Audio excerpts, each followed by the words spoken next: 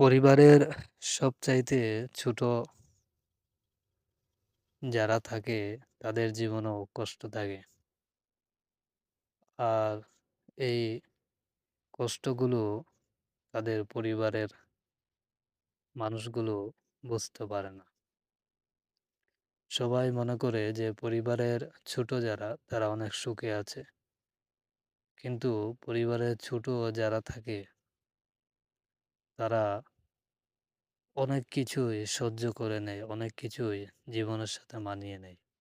কারণ তারা জানে যে তাদেরকে বুঝার মতো এখানে কেউ নেই।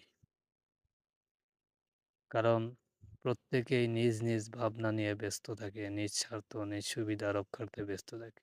তাদেরকে নিয়ে কেউ ভাবে না। তাই তারা চুপ থাকে। পরিবারের সবচাইতে ছোট যারা থাকে তাদের জীবনেও কষ্ট থাকে। আর এই কষ্টগুলো তাদের পরিবারের মানুষগুলো বুঝতে পারে না। সবাই মনে করে যে পরিবারের ছোট যারা তারা অনেক সুখে আছে।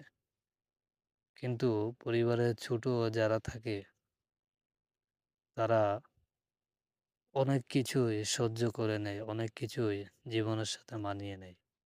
কারণ তারা জানে যে তাদেরকে বুঝার মতো এখানে কেউ নেই। কারণ প্রত্যেকেই নিজ নিজ ভাবনা নিয়ে ব্যস্ত থাকে, নিজ স্বার্থ, নিজ সুবিধা রক্ষার্থে ব্যস্ত থাকে। তাদেরকে নিয়ে কেউ ভাবে না। তাই তারা চুপ থাকে।